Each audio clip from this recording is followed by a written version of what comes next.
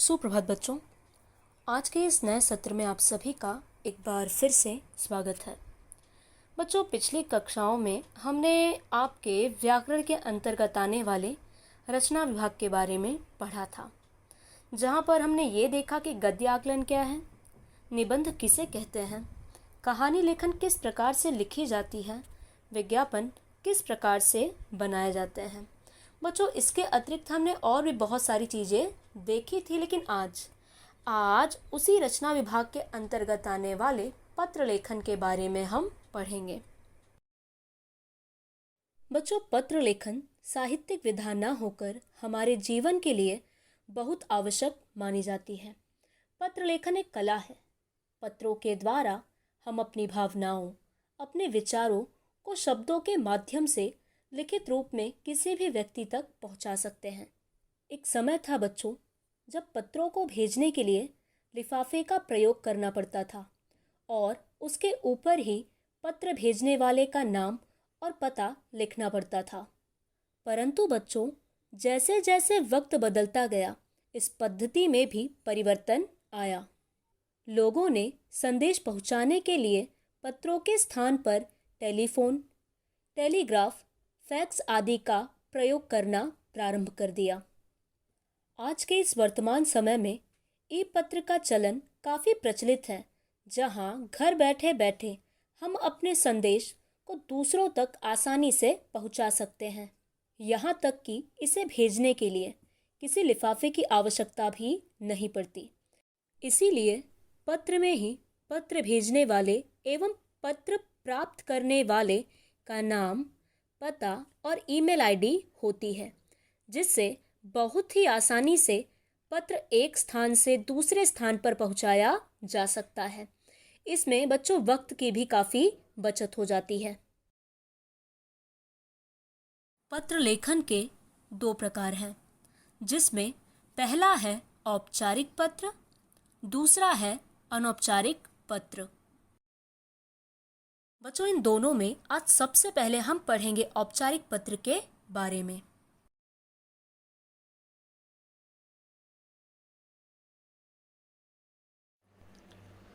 औपचारिक पत्र अर्थात फॉर्मल लेटर, यह वह पत्र होते हैं जो हम किसी सरकारी, अर्ध सरकारी, व्यवसाय आदि से जुड़े हुए लोगों को लिखते हैं।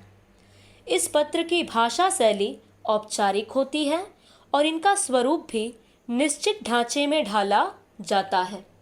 इसके अंतर्गत किसी सरकारी या गैर सरकारी विभाग को भेजा जाने वाला शिकायत पत्र, अनुमति पत्र, मांग पत्र, विनती पत्र और आवेदन पत्र आदि आते हैं। इसको व्यावसायिक पत्र के रूप में भी बच्चों देखा जाता है। बच्चों, हमने ये तो देखा कि औपचारिक पत्र क्या है, लेकिन अब हम औपचारिक पत्र के अंग अर्थात उसे लिखने के प्रारूप को भी देखेंगे। बच्चों, पत्र लेखन के नए पद्धति के अनुसार हमें हमेशा ये चीज़ याद रखनी चाहिए कि आप चाहे प्रापक का पता लिखें या प्रेषक का पता लिखें, वो हमेशा आपके पेज पर बाईं ओर ही आएगा। बच्चों, पत्र की शुरुआत हम सबसे पहले दिनांक के साथ करेंगे। बच्चों, हो सकता है कि परीक्षा पत्र में आपको पहले से ही एक तारीख दी गई होगी, लेकिन अगर ऐसा नहीं होता तो आप लोग जिस दिन वो पत्र लिख रहे हो, आप उस दिन की तारीख भी वहाँ पर लिख सकते हो। उदाहरण स्वरूप हम आज की ही तारीख ले लेते हैं, 11 जून 2020। तारीख के बाद आएगा प्रति। प्रति के स्थान पर हम सेवा में शब्दों का प्रयोग भी कर सकते हैं। बच्चों, इसमें सबसे महत्वपूर्ण बात एक ये है कि आप प्रति के बाद जो पद एवं पता लिखेंगे वो हमेशा पत्र को प्राप्त करने वाले व्यक्ति का ही होगा, अर्थात प्रापक का। जैसे पद में हम लिख सकते हैं माननीय स्वास्थ्य अधिकारी, और उसके पते में हम नगर निगम नासिक का पता लिख सकते हैं। बच्चों, इसके बाद हमें ना स्वास्थ्य अधिकारी के लिए एक ईमेल आईडी भी लिखनी है। इस तरह प्रापक का संबोधन और प्रापक का पता हो जाने के बाद बच्चों, जो पत्र लेखन के अंतर्गत दूसरी महत्वपूर्ण चीज होती है वो होता है विषय और संदर्भ। बच्चों, एक चीज हमेशा याद रखिएगा कि जो प्रश्न आपको परीक्षा में लिखने के लिए दिया गया है प्रश्न के अंतर्गत, उसी प्रश्न में आप प्रापक का पता पाएंगे, प्रेषक का पता पाएंगे और साथ ही साथ किस विषय पर आपको पत्र लिखना है यह विषय भी उसी प्रश्न के अंतर्गत दिया गया होगा। और अगर संदर्भ की बात की जाए बच्चों, तो मान लीजिए आपने कोई शिकायती पत्र पहले लिखी थी परंतु उस पर कोई सुनवाई नहीं हुई है, तो आप एक शिकायत पत्र दोबारा लिख सकते हैं जिसके अंतर्गत आप पहले पत्र की प्रति और दिनांक संदर्भ के रूप में लिख सकते हैं। और साथ ही साथ मान लीजिए अगर आप किसी नौकरी के लिए आवेदन करते हैं तो किस जगह से आपने उस नौकरी से संबंधित जानकारी प्राप्त की है, आप वह भी संदर्भ के अंतर्गत लिख सकते हैं। उदाहरण स्वरूप किसी न्यूज़पेपर या आर्टिकल का नाम संदर्भ के अंतर्गत आएगा। बच्चों, संदर्भ के समाप्ति के बाद हमें एक लाइन छोड़नी है और इसके बाद जिस प्रापक को हम पत्र लिख रहे हैं उसे संबोधन देते हुए महोदय शब्द का प्रयोग करेंगे। लेकिन बच्चों, महोदय शब्द का प्रयोग तभी करना है जब आप किसी आदमी को पत्र लिख रहे हैं तो। लेकिन अगर आप किसी स्त्री को पत्र लिख रहे हैं तो महोदय के स्थान पर महोदया शब्द का प्रयोग करना है। इसके बाद बारी आती है विषय विवेचन की। बच्चों, इसके अंतर्गत आपने जिस विषय को निर्धारित किया है आप स्पष्ट रूप से उसके बारे में यहाँ पर जानकारी देंगे। विषय विवेचन के समाप्ति के बाद आपको आपके पेज पर बाईं ओर धन्यवाद या सधन्यवाद जैसे शब्दों का प्रयोग करना है। इसके बाद वाली लाइन में बच्चों हम पत्र का समापन करेंगे। एक चीज हमेशा याद रखिएगा कि पत्र के समापन के समय आप जो भी जानकारी देंगे वो प्रेषक से संबंधित होगी, यानी कि पत्र लिखने वाले व्यक्ति से संबंधित। मान लीजिए पत्र का समापन अगर कोई आदमी कर रहा है तो आप भवदीय शब्द का प्रयोग करेंगे। लेकिन अगर पत्र का समापन किसी स्त्री के द्वारा किया जा रहा है तो भवदीय के स्थान पर भवदीया शब्द का प्रयोग उसके द्वारा किया जाएगा। बच्चों, प्रश्न में ही आपको प्रेषक का नाम और उसका पता दिया गया होगा। आपको प्रेषक के दिए गए नाम के अनुसार एक हस्ताक्षर करना है और उसी के बाद वही नाम आपको हस्ताक्षर के नीचे लिखना है। इसके बाद प्रेषक के दिए गए पते को आप यहाँ पर लिखोगे और अंत में आप प्रेषक के नाम के द्वारा एक डमी ईमेल आईडी बनाएंगे।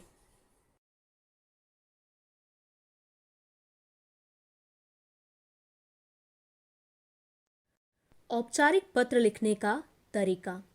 बच्चों, इसके पहले जो आप लोगों ने प्रारूप देखा था उसी के अंतर्गत हमने इन सभी तरीकों के बारे में बात की थी, जिसमें हमने यह देखा कि पत्र का प्रारंभ दिनांक के साथ करना है, प्रति शब्द का प्रयोग करना है, उसके बाद हमें प्रापक का पद और उसका पता लिखना है उसकी ईमेल आईडी के साथ।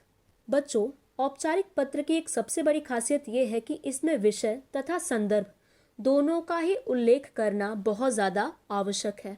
हमने फिर ये देखा बच्चों कि पत्र प्राप्त करने वाले व्यक्ति के प्रति हमें आदर प्रकट करना है, जिसके लिए हम महोदय और महोदया शब्दों का प्रयोग करते हैं। इसके बाद बच्चों हमने विषय विवेचन को देखा था, जिसके अंतर्गत हमें हमारे विषय के अनुसार कुछ परिच्छेदों में अपना आशय प्रकट करना था। पत्र समाप्त करते समय हमें बाईं ओर ही प्रेषक अर्थात पत्र भेजने वाले के हस्ताक्षर, उसके नाम और उसके पते को लिखना है और अंत में हमें प्रेषक का ईमेल आईडी भी वहां पर लिखना है उसके दिए गए नाम के अनुसार। तो बच्चों, इस तरह हमने औपचारिक पत्र के बारे में जानकारी ली। बच्चों, औपचारिक पत्र के बाद अब हम पढ़ेंगे अनौपचारिक पत्र के बारे में। तो अनौपचारिक पत्र औपचारिक पत्र से एकदम ही अलग होता है। अनौपचारिक पत्र अर्थात इनफॉर्मल लेटर, यह पत्र उन लोगों को लिखे जाते हैं जिनसे हमारा घनिष्ठ संबंध होता है, जैसे हमारे परिवार वालों, हमारे रिश्तेदारों और हमारे मित्रजनों को। बच्चों, इस पत्र को हम व्यक्तिगत या निजी पत्र भी कह सकते हैं। इन पत्रों में अपनी भावनाओं को प्रकट करने की हमें अधिक स्वतंत्रता होती है। इस पत्र की भाषा शैली बहुत ही सामान्य होती है। इसमें हम अपनी बातों को विस्तार से लिख सकते हैं।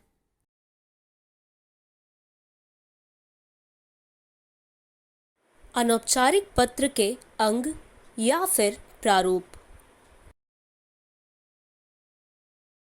औपचारिक पत्र की तरह ही बच्चों, अनौपचारिक पत्र के अंतर्गत भी सबसे पहले हमें दिनांक लिखना है।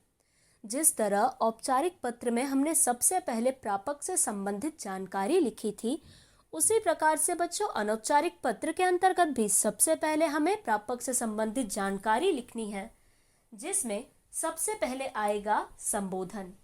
अगर आप अपने से बड़े व्यक्ति को पत्र लिख रहे हैं बच्चों, तो संबोधन के अंतर्गत आप आदरणीय, पूजनीय और पूज्य जैसे शब्दों का प्रयोग करेंगे। लेकिन अगर आप किसी हम उम्र और अपने से छोटे व्यक्ति को पत्र लिख रहे हो, तो संबोधन के अंतर्गत आप प्रिय, चिरंजीव, प्यारे जैसे शब्दों का प्रयोग करेंगे। बच्चों, संबोधन के बाद बारी आती है अभिवादन की।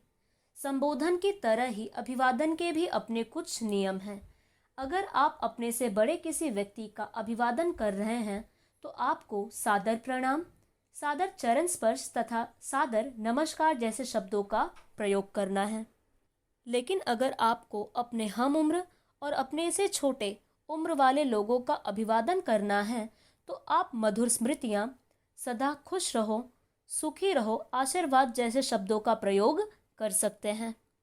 इसके बाद बच्चों आपको प्रापक की ईमेल आईडी लिखनी है, जिसके बाद आप अपने पत्र का प्रारंभ करेंगे। बच्चों, विषय विवेचन के समाप्त होने के बाद हम अपने पत्र का समापन आपका, आपकी, तुम्हारा, तुम्हारी जैसे शब्दों से कर सकते हैं। इसके बाद जो प्रश्न में आपको आपका नाम दिया गया है, उसी के अनुसार आप क्या करेंगे, अपना हस्ताक्षर करेंगे और उसी के साथ साथ आप अपना वही नाम यहाँ पर लिखेंगे। साथ ही साथ प्रश्न में दिए गए पते का प्रयोग भी आप यहाँ पर करेंगे। इसके बाद बच्चों, आपने जिस नाम का प्रयोग किया है, उसी के द्वारा आपको एक फेक ईमेल आईडी बनानी है दिए गए नाम के अनुसार।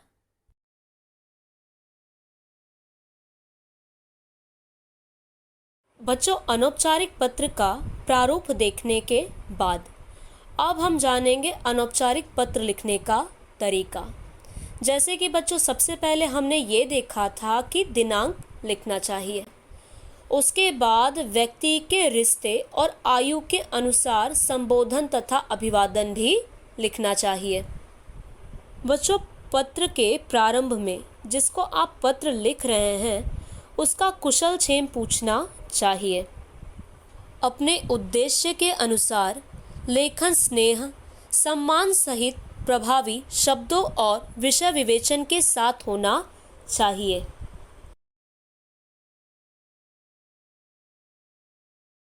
रिश्तों के अनुसार विषय विवेचन में परिवर्तन अपेक्षित है। अनौपचारिक पत्र के अंतर्गत विषय उल्लेख की आवश्यकता नहीं होती। पत्र को समाप्त करते समय बाईं ओर भेजने वाले के हस्ताक्षर, उसका नाम और उसका पता लिखना चाहिए और पत्र के अंत में प्रेषक की ईमेल आईडी लिखनी चाहिए।